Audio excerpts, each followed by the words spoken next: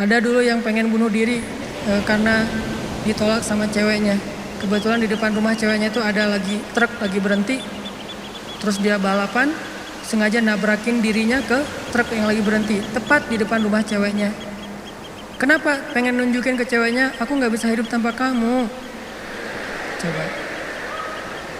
Kenapa bisa kejadian kayak gini? Karena hatinya tidak dikuatkan. Kenapa ada orang yang berkali-kali diputusin, tetap aja datang lagi. Kuat banget tuh hatinya. Berkali-kali diputusin, datang lagi. Bukan datang ke yang lain, datang ke yang sama. Sampai orang yang putusinnya, yang putus asa memutuskan, akhirnya menerima.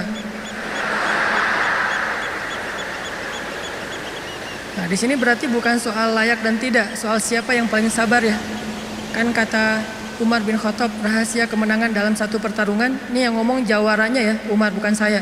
Kalau saya mungkin bukan petarung, kalau Umar kan petarung. Dia ngomong apa? Rahasia kemenangan dalam satu pertarungan bukan teknik, bukan kekuatan fisik, tapi ketahanan, kesabaran.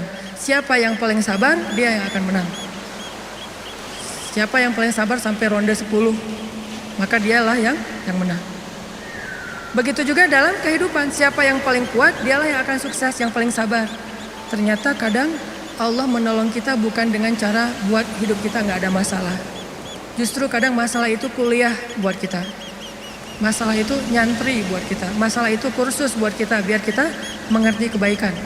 Mengerti artinya menjadi orang yang tangguh. Tapi Allah kuatkan hati kita. Sehingga kita berbaik sangka. Ihfazillah yahfazka. Jaga Allah, Allah jaga kamu. Berbaik sangka kepada Allah. Misalnya lagi ada musibah. Oh, kayaknya Allah mau ganti yang lebih baik nih. Kayak gitu. Ada musibah langsung berbaik sangka, Allah mau ganti yang lebih baik. Istri saya tuh salah satunya, dan beliau aktivis mengurus pasien-pasien kanker yang kurang mampu di Bandung. Jadi kita punya namanya Rumah Teduh, menampung ada sekitar 6 rumah, menampung lebih dari 70 pasien, termasuk ada yang dari Garut, dari Tasik, dari pelosok-pelosok, bahkan ada yang dari Garut bagian selatan yang kemarin sempat kita anterin, udah meninggal pakai ambulan. Dari Bandung ke rumahnya itu 12 jam. Karena pertama udah sampai di jalan raya harus digotong, nggak bisa naik mobil ke atas, ke bukit gitu. Gotongnya aja sejam. Kalau pakai motor nggak mungkin kan, bawa tandu kan, pakai motor nggak mungkin ya. Tapi kalau teman-teman anak-anak motor kayaknya bisa nih ngetrik ya, bawa. Kalau kita nggak bisa, akhirnya ditandu sejam naik ke atas tuh. Nah, kemarin ada kejadian di salah satu rumah teduh untuk nampung pasien-pasien yang kurang mampu bersama keluarga mereka. Ada satu pasien nyamar.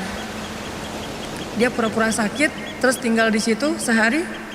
Tiba-tiba malam hari dia hilang. Semua HP keluarga pasien diambil, dibawa lari. Mencuri HP pasien kanker kurang mampu. Coba, kurang apa dosanya tuh? Mencuri HP, nyopet HP orang di mall masih mending, dosa lah. Tapi nggak dosa segede itu ya, nggak berlipat-lipat. Ini dosanya apa? Mencopet, mengambil HP keluarga pasien kanker kurang mampu. Yang di HP itu satu-satunya alat untuk komunikasi, ngurus pengobatannya.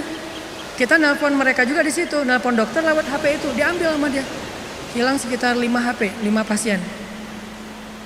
Langsung kita coba snapgram di sosial media. Dalam hitungan jam, Allah ganti HP yang lebih bagus, jumlahnya 2 kali lipat. Itu juga kita stop, kalau enggak mungkin 10 kali lipat jumlahnya, bisa jualan HP itu. Kita taruh Instastory, kita butuh HP nih, ada 5 pasien kita yang kehilangan HP dalam satu musibah, mudah-mudahan Allah ganti yang lebih baik. Ternyata langsung pada ngejapri, saya ganti. Bukan HP bekas, HP baru yang harganya mungkin lebih mahal berkali-kali lipat dari yang hilang. Dan jumlahnya berkali lipat dari yang hilang. Hilang 5, yang udah terkumpul dalam hitungan 1 jam 10. Itu langsung kita stop, kalau enggak bisa 100 tuh. Lumayan kan, bisa buka lapak lagi tuh. Nah ternyata benar, kalau kita berprasangka baik ke Allah, akhirnya mereka pas dikasih HP yang baru bingung, Pak ini gimana cara memakainya nih? Karena HP yang mereka selama ini kan yang HP hitam putih yang agak gede yang bisa ngelemparin maling ya. Sekarang HP-nya slim, warna, bisa selfie. Mudah-mudahan sih nggak sibuk selfie ya. Nah alhamdulillah dikasih yang lebih baik. Coba berprasangka aja sama Allah. Dan itu mudah banget bagi Allah. Saya juga pernah hilang HP. Malam-malam mau ada acara tahajud bareng. Bangun tidur karena udah telat bangunnya. Acara tahajud jam 2, saya bangun di rumah jam 2. Kan telat banget tuh berangkat ke tempat masjidnya setengah jam paling cepat. Akhirnya karena panik, saya ambil HP, jatuh. Pas jatuhnya itu bagian layarnya langsung pecah, gak bisa lagi dipakai digit. Wah, HP saya hilang. Langsung doa, Allahumma ajurni fi musibati wa khluf li khairam minha. Ya Allah, beri saya pahala dalam musibah saya, beri saya ganti yang lebih baik darinya. Waktu itu HP saya HP harga 2 juta.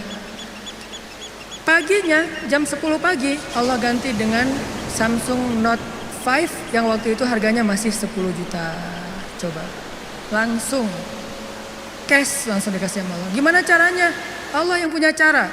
Dan kita nggak harus tahu caranya karena ayatnya juga wa yarzuqhu min haitsu la yahtasib. Dari jalan yang Allah yang kalian tuh nggak pernah duga. Prasangka baik sama Allah.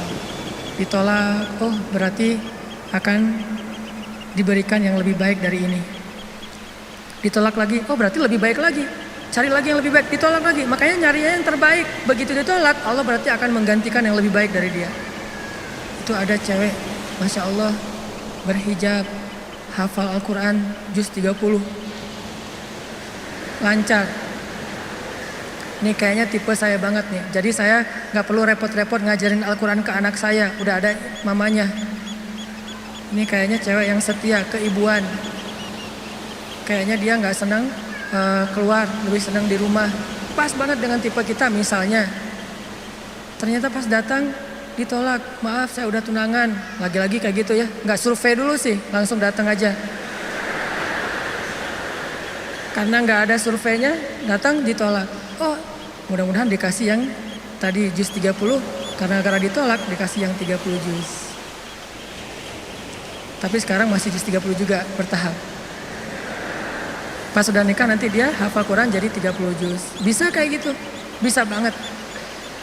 Kerjaan, ada satu kerjaan yang kita gak berhasil, satu usaha nih. Lagi mulai usaha kecil, modal 1 juta usaha. Ternyata ada yang gak jujur, kita ketipu, gagal.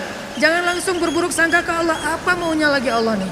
Saya kan melakukan usaha ini gara-gara saya meninggalkan riba. Masa saya meninggalkan riba tapi malah makin sulit?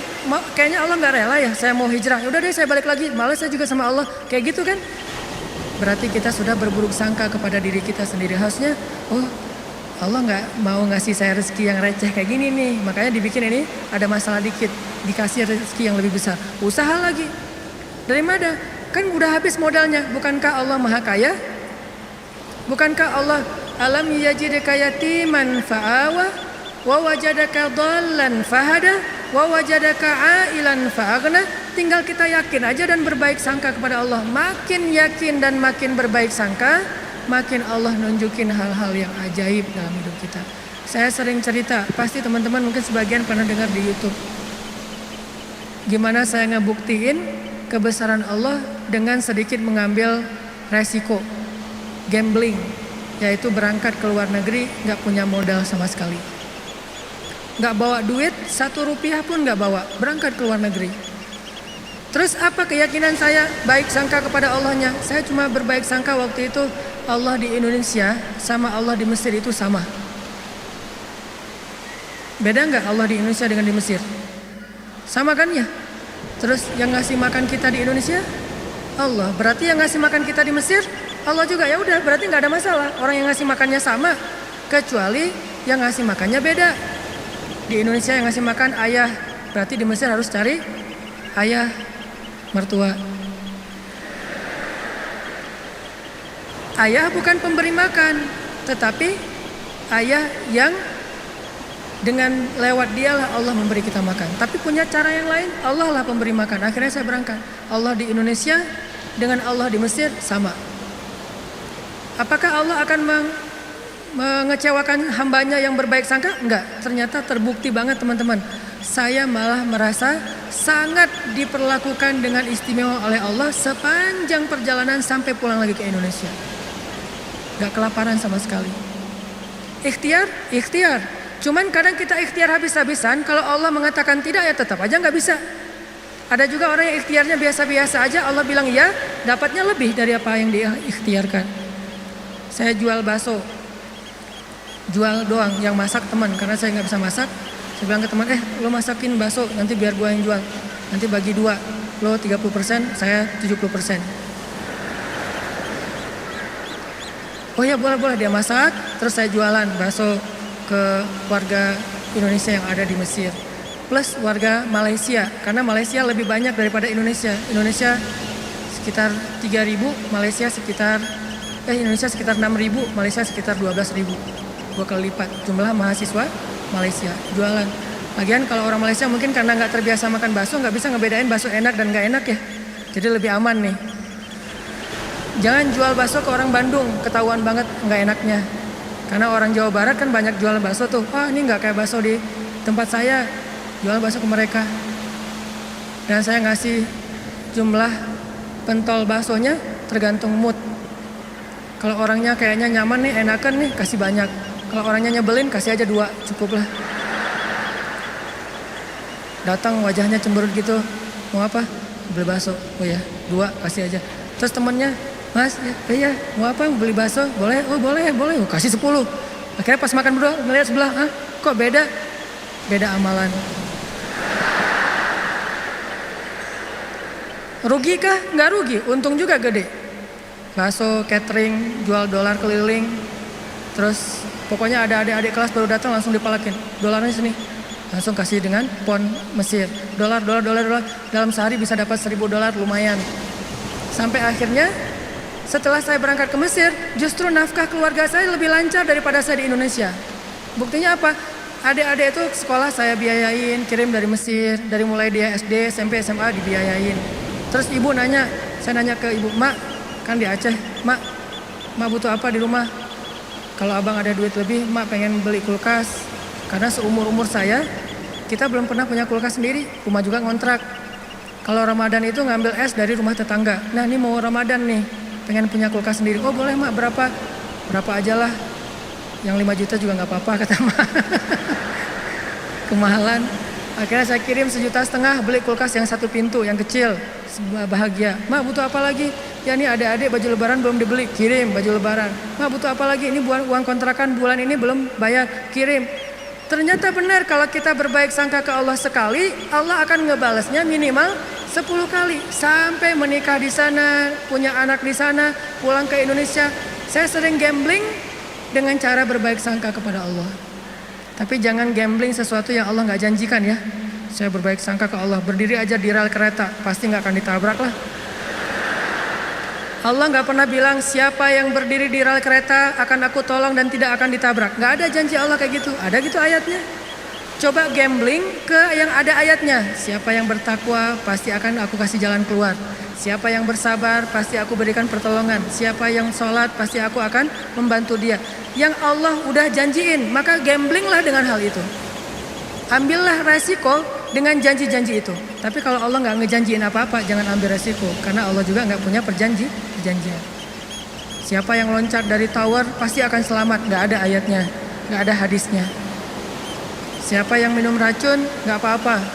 Karena dia minum racunnya ikhlas. Nggak ada minum racun ikhlas. Ini teman-teman, berbaik sangka kepada Allah, maka kita nggak bakalan kecewa.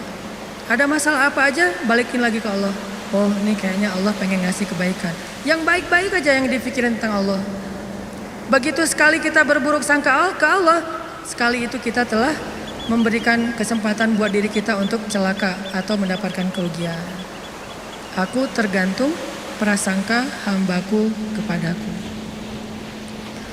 Makanya cerita yang paling populer yang kita baca di Al-Quran itu ketika Nabi hijrah ke Madinah. Apakah perjalanan hijrah Nabi mudah? Enggak. Jadi kalau kita ngerasa perjalanan hijrah kita itu enggak mudah, berarti kita juga ngerasain apa yang dirasakan Nabi Muhammad SAW. Bukan kita doang yang susah dalam hijrah, Nabi juga susah. Padahal Nabi lebih dekat ke Allah daripada kita. Yang mudah itu siapa? Umar. Itu hijrah yang paling mudah. Sebelum hijrah, posting dulu. Besok mau hijrah, hari ini posting. Captionnya apa? wahai orang-orang Quraisy, ketahuilah bahwa saya besok bakalan hijrah. Siapa yang pengen istrinya jadi janda, anaknya jadi yatim, tunggu saya di balik bukit itu. Langsung share location, bukit yang mana. Umar tuh yang posting dulu, nggak ada yang berani nge-like coba. Sepi aja tuh postingan Umar yang paling sepi itu. Nggak ada yang berani nge-like, nggak ada yang berani komen. Diam aja, anteng. Besoknya Umar hijrah, ada nggak yang berani nungguin Umar di luar kota? Nggak ada. Yang berani mencegat Umar? Nggak ada. Karena mencegat Umar sama aja dengan bunuh diri. Ada dua orang yang nggak berani dicegat di Quraisy tuh, Umar sama Hamzah. Sedangkan Rasul dan Abu Bakar orang yang dianggap lemah. Walaupun sebetulnya Nabi kuat, cuman nggak pernah bertarung, nggak pernah mukul orang sehingga nggak ditakuti. Kalau adu kekuatan pasti Nabi itu paling kuat, cuma kan nggak pernah mukulin orang, sehingga dianggap ini mah orang nggak menakutkan. Kalau Umar kan sering mukul orang, bukan sering, hobi itu. Sebelum hijrah, hobi mukul orang. Sama kayak Nabi Musa, hobi noel orang, noel aja mati. Lu apaan sih? Mati. Kan orang Kipti kan ditoel sama Nabi Musa, belum diapa-apain, baru ditakol dikit lah, udah mati. Ini Umar. Paling gampang hijrah itu Umar, sedangkan Nabi sendiri yang lebih soleh daripada Umar susah hijrahnya. Harus sembunyi-sembunyi, harus diam-diam, harus ngambil arah yang berlawanan dari kota Madinah. Kota Madinah ke sebelah sini, Nabi malah perginya ke sebelah sini. Bukan mendekat, malah menjauh dari Madinah. Terus masuk ke dalam sebuah lubang, bukan goa, lubang. Lubang kecil namanya di atas Jabal Sur, sehingga disebut dengan Gua Sur. Sembunyi berdua sama Abu Bakar di situ nyumput. Ketahuan juga tuh takdir Allah. Kenapa Allah nggak buat orang-orang menjauh biar Abu Bakar dengan Rasulullah itu enak di dalam tempat itu, nggak ada yang ganggu. Sengaja Allah bikin skenarionya kayak gitu. Untuk apa? Untuk tunjukkan bahwa Allah Maha Kuasa. Buat orang yang beriman itu nggak ngaruh.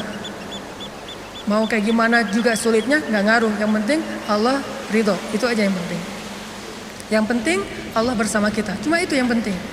Sehingga akhirnya ketika orang-orang berada tepat di mulut gua, itu jarak Nabi sama musuhnya itu cuma hitungan jengkal loh. Setengah lutut mereka, setengah kaki mereka itu udah kelihatan sama Nabi kayak gini nih.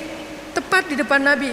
Sampai Abu Bakar berbisik ke Rasulullah, "Ya Rasulullah, kalau mereka ngelihat ke bawah, pasti mereka akan menemukan kita. Gimana nih? Abu Bakar yang khawatir. Abu Bakar yang takut. Bukan takut dan khawatir terhadap keselamatan dirinya, tapi khawatir terhadap keselamatan kekasihnya Rasulullah SAW. Saking sayangnya Abu Bakar kepada Rasul. "Ya Rasulullah, gimana nih? Apa kata Rasulullah? "Ya Abu Bakar." Lembut Nabi ngomongnya. "Ya Abu Bakar, ma dhannuka bisnain? Allahu salisuhuma." Ya Abu Bakar, kenapa kamu mikir kita berdua doang? Bukankah Allah yang ketiga? Jadi kalau kita merasa sendiri, kenapa kita berpikir kita sendiri? Bukankah Allah yang kedua? Kalau kita merasa sedikit, kenapa kita berpikir sedikit? Bukankah Allah itu punya banyak pasukan yang diturunkan dalam perang Badar, perang Ahzab dan yang lainnya? Ma dhannuka bisnain? Allahu salisuhuma. Kenapa kamu mikir cuma berdua padahal Allah yang ketiga? La tahzan, innallaha ma'ana. Jangan khawatir ya Abu Bakar, Allah bersama kita. Setelah Rasulullah ngomong kayak gitu, apa yang terjadi? Apakah musuh kemudian menemukan mereka? Tidak. Gimana cara Allah memalingkan mereka? Allah palingkan hati dan pikiran musuh. Gak kepikiran ngelihat ke bawah, gak pengen juga ngelihat ke bawah. Ini cara Allah nih.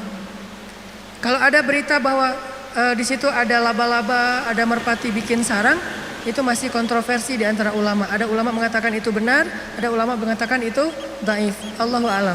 Tapi yang pasti Allah memalingkan mata, pikiran dan hati musuh dari melihat ke arah Rasul dan Abu Bakar. Itulah pertolongan Allah. Bukan ketemu terus tarung, musuh kalah. Gak usah serepot itu. Allah gak mau juga ngerepotin hambanya. Allah cuma pengen nunjukin kebesarannya aja. Dibuat musuh datang sampai sedekat mungkin, ukurannya cuma beberapa sentimeter, tapi dalam kedekatan yang luar biasa itu Allah tunjukin mereka tidak bisa ngapa-ngapain. Dipalingkan aja wajahnya, ngelihat ke semua sisi dilihat, tapi ke bawah enggak. Kan enggak masuk akal kan? Kenapa bisa kayak gitu? Inilah kebesaran Allah. Padahal harusnya ngelihat ke semua sisi, termasuk lihat ke bawah ada orang enggak di dalam lubang-lubang itu. Enggak kepikiran sama sekali. Apakah satu orang musuh? Ada puluhan musuh. Dan puluhan musuh itu tidak satu orang pun yang berpikir untuk ngelihat ke dalam lubang itu. Satu orang pun gak berpikir.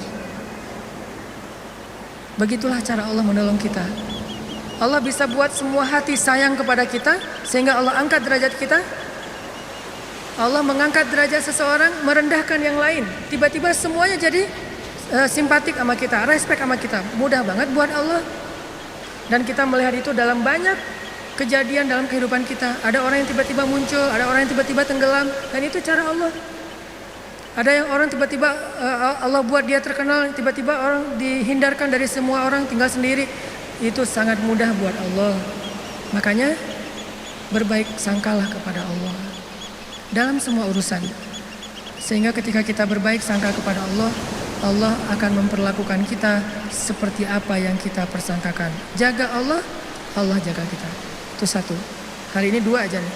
Gimana maksud jaga Allah sehingga Allah jaga kita? Satu, berbaik sangka. Kedua, arti jaga Allah, Allah jaga kita ada di Al-Baqarah. Fadhkuruni azkurukum. Ingatlah Allah ketika kita senang, nanti Allah ingat kita ketika kita susah. Itu ayatnya. Walaupun terjemahannya nggak sejelas itu. Terjemahannya ingat aku ingat kamu. Tapi tafsirnya maksudnya ingat aku ketika kamu lagi senang, ketika kamu lagi lapang, ketika kamu merasa nggak butuh, nanti aku akan ingat kamu ketika kamu lagi susah, lagi sempit, lagi butuh. Fadhkuruni adzkurkum.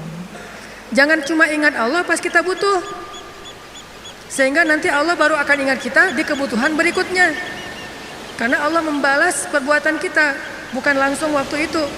Jadi kalau kita mau ditolong ketika susah, jadilah orang yang selalu mengingat Allah ketika kita senang. Lagi gak ada masalah nih, tetap ingat Allah. Gimana ingat Allah ketika kita lagi senang? Bersyukur. Ketika dapat nikmat, alhamdulillah ini nikmat dari Allah. Diingat, Allahnya tuh dimention terus, di tag terus. Sehingga ketika nanti kita kekurangan, Allah akan bilang, itu hambaku lagi kekurangan, aku bantu deh. Karena ketika aku kasih dia nikmat, dia ingat aku. Begitu dia punya masalah, aku akan ingat dia. Apa contohnya? Contohnya, ada seorang laki-laki, ini cerita Nabi nih, hadis. Tapi hadisnya dalam bentuk cerita. Ada seorang laki-laki lagi musafir. Di zaman sebelum zaman Nabi, mungkin di zaman Nabi Isa atau zaman Nabi sebelumnya, tidak disebutkan. Yang jelas umat terdahulu, Bani Israel. Ada seorang laki-laki lagi jalan, di tengah jalan dia ngelihat ada segumpal awan yang bentuknya aneh. Awan ini awan yang sangat gelap, warnanya abu pekat, benar-benar mau hujan deras, tapi ukurannya nggak besar, ukurannya seukuran satu petak sawah doang gitu. Dia perhatiin nih awan kok aneh, yang lain cerah, tiba-tiba ada satu awan kayak gitu. Gak lama dia memperhatikan, terdengar suara dari langit berbicara kepada awan, dan dia dengar suara itu. Apa kata-kata dari langit? Ya ghamam, iski mazra'ata fulan bin fulan. Wahai awan, turunkanlah hujanmu ke sawah fulan bin fulan. Fulan bin fulan ini disebutkan namanya. Wahai awan, turunkanlah airmu ke sawahnya fulan bin fulan. Setelah suara ini berbunyi, awan itu pun berarak, dibawa oleh angin. Berarak, laki-laki ini memperhatikan dan ngikutin. Kan tadi, dia penasaran kan? Dia kepoin, mau kemana nih awan? Ikutin tuh awan. Terus setelah sekian lama dia ikutin, awan itu pun berhenti di atas sebuah petak sawah, di antara banyak petak sawah. Jadi ada persawahan, awan itu berhenti di salah satu petak sawah. Tiba-tiba turun hujan lokal. Cuman di petak sawah itu aja, yang lain tetap kering, yang itu basah. Ini di tengah musim kemarau, ada awan yang turun hujannya cuma di satu petak sawah. Diperhatiin, aneh juga nih hujan lokalnya. Sampai akhirnya awannya hilang, hujannya reda. Setelah itu muncul seorang laki-laki dari petani yang datang ke sawah itu berteriak, Allahu Akbar, Allahu Akbar. Alhamdulillah, Alhamdulillah. Kemudian laki-laki musafir ini pun mendekat. Dia tanya, Pak, ini sawah punya siapa? Kata laki-laki itu, punya saya. Alhamdulillah Allah kasih air. Terus laki-laki ini bertanya, Bapak namanya siapa? Dia sebutkan namanya Seperti nama yang didengar tadi di langit. Berilah air ke dalam sawah Fulan bin Fulan. Nama saya Fulan bin Fulan. Masya Allah, ternyata orang inilah yang dimention dari langit tadi tuh kepada awan. Terus musafir ini bertanya, Pak, dia cerita kejadiannya. Tadi saya ngelihat awan, mendengar suara dari langit, lalu awan itu menurunkan hujan hanya di petak sawah Bapak. Apa yang Bapak lakukan sehingga Allah mengistimewakan Bapak? Kenapa Allah memberikan air hanya ke sawah Bapak sementara yang lain tetap gersang? Apa yang Bapak lakukan? Kata laki-laki ini, kalau saya habis panen, dapat nikmat nih, panen raya. Kalau saya lagi panen, saya selalu membagi harta saya menjadi 3 bagian. 1 bagian saya berikan kepada fakir miskin sebagai bentuk syukur. Ingat Allah berarti. 1 bagian lagi saya berikan kepada keluarga saya sebagai kewajiban, nafkah. Dan 1 bagian lagi saya jadikan sebagai modal untuk membeli benih-benih berikutnya. Diputar lagi tuh uang. Ternyata Allah ridho dengan apa yang dia lakukan. Dialah orang yang ketika senang ingat Allah, gak lupa sama Allah. Sehingga ketika dia susah, musim kemarau, musim kering, gak ada hujan, Allah ingat dia. Begitulah Nabi berkisah tentang laki-laki ini. Tentang bab syukur di dalam banyak cerita-cerita ulama. Berarti maksud dari menjaga Allah, Allah jaga kita adalah bersyukur kepada Allah. Ingat Allah ketika kita senang, ketika kita sehat. Nanti Allah juga akan ingat kita ketika kita susah, ketika kita sakit. Minimal ingatnya dalam bentuk Alhamdulillah, ini anugerah dari Allah. Alhamdulillah, ini karunia dari Allah. Jangan lupa. Sehingga kalau kita dapat nikmat, jangan bangga diri dulu, jangan besar kepala dulu, tapi mention Allah dulu. Alhamdulillah, ini nikmat dari Allah. Sehingga nanti kalau kita butuh Allah, Allah akan ingat kita. Dan itu berlaku dalam semua masalah kehidupan kita. Satu cerita lagi, gimana Allah ingat hambanya yang ketika normal ingat Allah. Cerita yang populer tentang 3 orang yang terkurung di dalam gua. Gimana mereka bisa selamat? Lagi jalan, touring, tiba-tiba badai. Masuk ke dalam gua berlindung. Karena badai akhirnya terkurunglah di dalam gua. Lagi touring tuh. Bahkan mungkin motornya ketinggalan di luar. Karena tadi pas buru-buru ya masuk ke dalam gua, motornya ditaruh di luar, terus mereka longsor. Gimana 3 orang ini bisa selamat dari kurungan gua? Dengan berdoa, ya Allah, dulu saya kayak gini. 1, berbakti kepada ibu. 2, tidak menzolimi pekerja. Yang 3, meninggalkan zina gara-gara takut kepada Allah. Artinya dulu pernah berbuat baik ketika dalam keadaan normal, beramal soleh. Nanti ketika mereka susah, amal soleh mereka dulu itulah yang akan menjadi wasilah Allah menolong mereka. Jadi jangan beramal soleh, rajin sholat, rajin ke masjid, rajin tilawah pas lagi ada masalah doang. Justru pas lagi normal kayak gini nih, kelihatan ikhlasnya. Kalau lagi ada masalah kan ada maunya tuh, bukan ikhlas ya. Walaupun Allah menghargai, tetap itu kebaikan, gak akan disia-siakan. Cuman mau lebih keren, jangan pas lagi ada masalah doang. Pas lagi normal, kayak lagi gak merasa butuh sama Allah, tetap rajin ke masjid, tetap sholat tepat waktu, tetap mengingat Allah, tetap membaca Al-Quran, tetap membantu orang lain, tetap berbakti kepada orang tua. Sehingga kalau kita ingat Allah ketika kita lagi normal, lagi susah, lagi suka, lagi lapang, nanti Allah Subhanahu wa Ta'ala akan mengingat kita ketika kita lagi susah dan lagi sempit. Itulah yang terjadi dalam banyak kisah-kisah yang diceritakan oleh Nabi.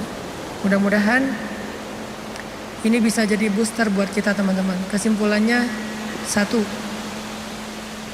satu-satunya berbuat baik atau habis-habisan yang gak bakalan dikecewain itu adalah habis-habisan kepada Allah. PDKT yang gak bakalan kecewa itu PDKT-nya kepada Allah. Telepon yang gak bakalan di-reject itu telepon Allah. Japri yang gak bakalan diantepin, japri ke Allah. Satu-satunya. Kalau yang lain bisa aja kita dicuekin. Kenapa? Mungkin dia sibuk, mungkin dia lupa, mungkin. Tapi kalau Allah enggak. Kedua, maka dari itu coba kita jaga hubungan kita dengan Allah. Siapa yang menjaga Allah, Allah jaga dia. 1, arti menjaga Allah adalah berbaik sangka kepada Allah. Allah juga akan berbaik sangka kepada dia. 2, ingat Allah ketika kita senang, nanti Allah akan ingat kita ketika kita susah. Ketiga, sebagai penutup, arti berbaik sangka kepada Allah. Allah berbaik sangka kepada jaga Allah, Allah jaga kita. Sedikit lagi ini penting. Ridholah dengan nikmat yang sedikit, maka Allah akan ridho dengan amal yang sedikit. Memangnya amal kita banyak. Man radhiya bil qalil, kata Nabi, radhiyallahu bi qalilin min amalih. Siapa yang ridho dengan nikmat Allah yang sedikit, menurut dia sedikit, maka nanti Allah juga akan ridho dengan amalnya yang sedikit. Salat kita yang pas-pasan, ibadah kita yang pas-pasan, tilawah kita yang pas-pasan, Allah ridho. Kenapa Allah ridho? Padahal cuma pas-pasan, karena kita juga ridho dengan nikmat Allah di dalam kehidupan kita yang kadang menurut kita sedikit, padahal sesungguhnya banyak. Mudah-mudahan ini jadi penyemangat buat kita untuk terus mendekat kepada Allah Subhanahu wa taala. Jangan kecewain Allah, maka Allah gak bakalan ngecewain kita. Kenyataannya sering kita ngecewain Allah, Allah juga belum ngecewain kita. Tapi Allah punya batasan. Kalau kita terus-terusan kayak gitu, nanti akan datang janji Allah membalas suatu keburukan sesuai dengan perbuatan yang buruk itu. Auzubillahi min dzalik. Barakallahu li wa lakum. Wassalamualaikum warahmatullahi wabarakatuh.